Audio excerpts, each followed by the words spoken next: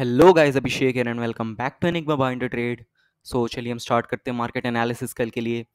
और पहले हम देख लेते हैं कि फ्राइडे को क्या मोमेंटम था और मंडे के लिए हमारा प्लान ऑफ एक्शन क्या होना चाहिए। सो फ्राइडे को अगर देखेंगे तो बहुत बड़ा गैप डाउन ओपन हो ग्लोबल सिनेरियोज की वजह से। एक बड़ा गैप डाउन ओपन हो, यहाँ गैप क्रिएट हुआ। गैप डाउन ओपन होने के बाद ये सेलिंग के लिए तो आया, बट यहाँ पर ये हॉल्ट कर लिया। यहाँ पर एक सपोर्ट जोन था, अगर आप प्रीवियसली जाके देखेंगे। मैं आपको एक बार जूम आउट करके दिखाता हूँ। तो यहाँ पर एक सप्लाई जोन था, यहाँ पर यहाँ से बाइंग आ रही थी, यहाँ पर भी इसने सपोर्ट लिया था। ओके, तो मार्केट गैप डाउन ओपन होने के बाद एक सपोर्ट लेता है। यहाँ पे सपोर्ट लेने के बाद यहाँ पर बहुत देर तक रहता है और सेकेंड हाफ के बाद एक रेंज बनाकर यहाँ पर एक ब्रेकआउट होता है। ब्रेकआउट होने के बाद ये अपना एक गैप फिल करता है। एग्जैक्टली गैप फिल करने के बाद यहाँ पर एक जो रेजिस्टेंस की काम कर रहा था पहले,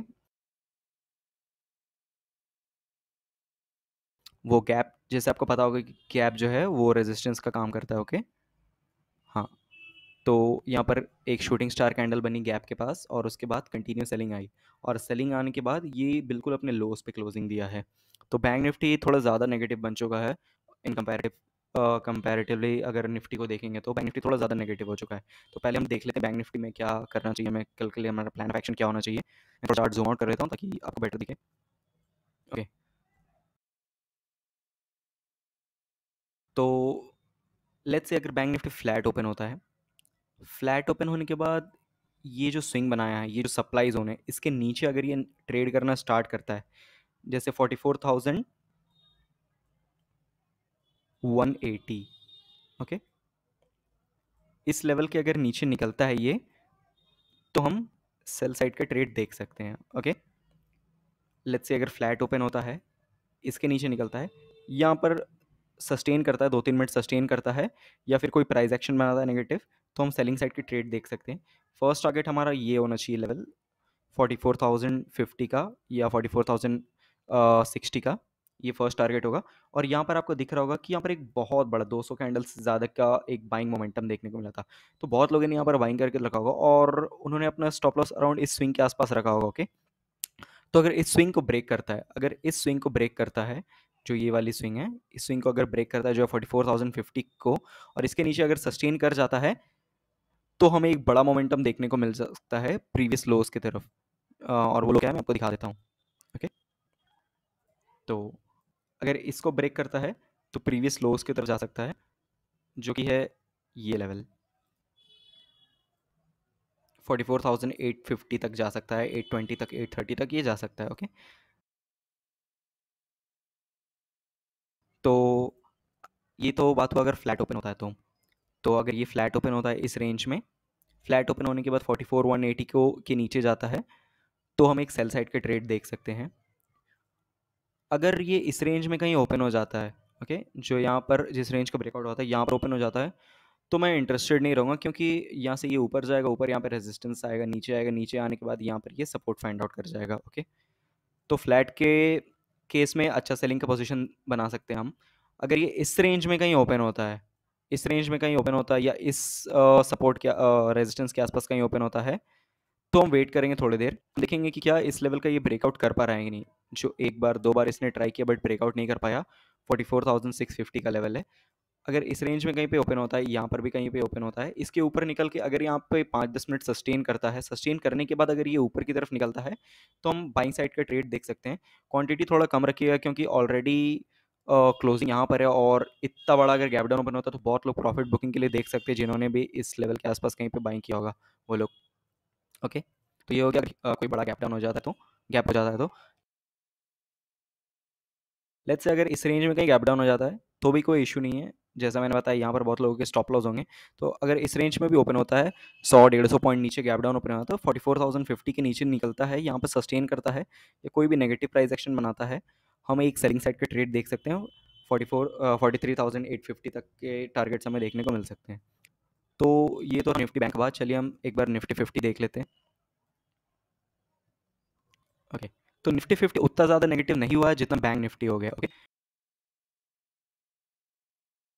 क्योंकि देखिए बैंक निफ्टी में क्या था कि वो गैप डाउन तो ओपन हुआ, गैप डाउन ओपन होने के बाद वो वापस नीचे आया, एक रेंज बनाया, रेंज बनाने के बाद ऊपर जाके गैप फिल करके पूरा सेलिंग आ गया। बट निफ्टी में ऐसा नहीं हुआ, निफ्टी में गैप डाउन तो ओपन हुआ है, फिर ये ऊपर की तरफ कंटिन्यू बाइंग आई, फिर ये नीचे सेलिंग आया, यहाँ पर एक सपोर्ट लिया इसने, सपोर्ट लेने के बाद यहाँ पर एक प्राइस एक्शन बना के ये कंटिन्यू ऊपर गया, यहाँ के आसपास जो रेजिस्टेंस की तरह काम कर रहा था, पहले सपोर्ट था अब रेजिस्टेंस बन गया, गैप फिल करने के बाद ये सेलिंग आया, बट जिस लेवल से इसने ब्रेकआउट दिया था उस लेवल का अभी तक ये ब्रेकडाउन नहीं दिया है, तो निफ्टी थोड़ा पॉजिटिव लग रहा है। तो अगर आपको बाइंग साइड का ट्रेड करना है तो मैं प्रेफर करूंगा निफ्टी में, और अगर फ्लैट या हल्का स्लाइटली गैप डाउन खुलता है, 100-150 पॉइंट भी गैप डाउन खुल जाता है बैंक निफ्टी, तो सेलिंग साइड के लिए वहाँ प्रेफर करूंगा।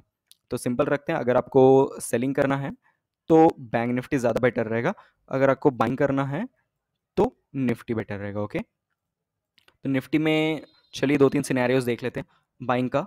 अगर इस रेंज के आसपास ओपन होता है तो यहाँ पे बहुत लोगों ने सेलिंग किया होगा, तो या तो उनका स्टॉप लॉस यहाँ पर होगा या तो उनका स्टॉप लॉस इस स्विंग्स के पास होगा। ओके, जो है 19,835 840 का लेवल है। ओके, तो अगर इस रेंज में कहीं पर ओपन होता है 19,780 से लेके 800 के बीच, इस स्विंग के आसपास ओपन होता है, ओपन होने के बाद इस स्विंग के ऊपर निकलता है, तो हम देखेंगे कि यहाँ पर क्या ये सस्टेन कर पा रहा है या तुरंत नीचे आ जा रहा है।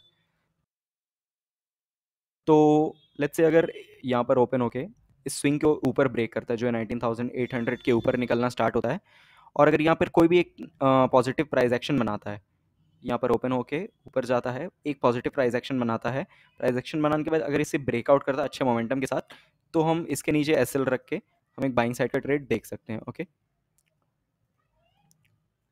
तो ये तो हो गया अगर कोई अग्रेसिव ट्रेडर से उन्हें अगर बाइंग करना है तो इस स्विंग के ऊपर जैसे ही निकलेगा सस्टेन कर जाएगा, हम बाइंग साइड का ट्रेड देख सकते हैं।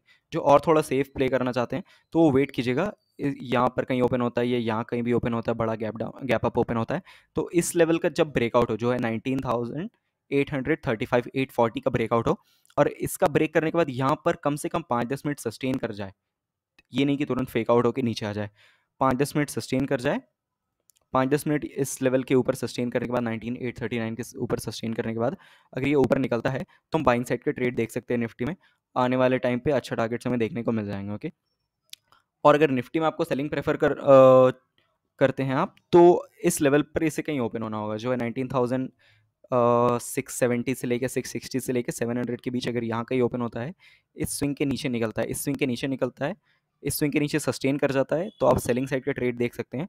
एक यहाँ पर एक जो कल लास्ट फ्राइडे का लो है 650 के आसपास, ये एक छोटा सा रेजिस्टेंस का काम करेगा सपोर्ट का, अगर इसे भी फ्लो में निकाल देता है तो 19,600 तक के लेवल से हमें देखने को मिल जाएंगे। ओके, तो मैं एक बार फिर से बता दे रहा हूँ, अगर सेलिंग करना है तो बैंक निफ्टी ज़्यादा प्रेफर करूँगा मैं, और अगर बाइंग करना है तो निफ्टी प्रेफर करूँगा। बट बाय का केस यही होगा कि इसे एक बड़ा गैप अप खुलना पड़ेगा, कम से कम 50-60 पॉइंट का तो गैप अप खुलना ही पड़ेगा। ये अगर इस रेंज में कहीं पे ओपन होता है 19,820 830 और ऊपर ब्रेक करके सस्टेन करता है, तो भी हम बाइंग साइड का ट्रेड देख सकते हैं। ओके, तो ये था गाइस एनालिसिस आज के लिए, आशा करता हूँ वीडियो अच्छा लगता होगा, और अगर वीडियो अच्छा लगा तो लाइक एंड शेयर ज़रूर कीजिएगा फ्रेंड्स के साथ, और अगर कोई भी डाउट्स होंगे तो आप कमेंट सेक्शन में पूछ सकते हैं। Thank you for watching, bye bye.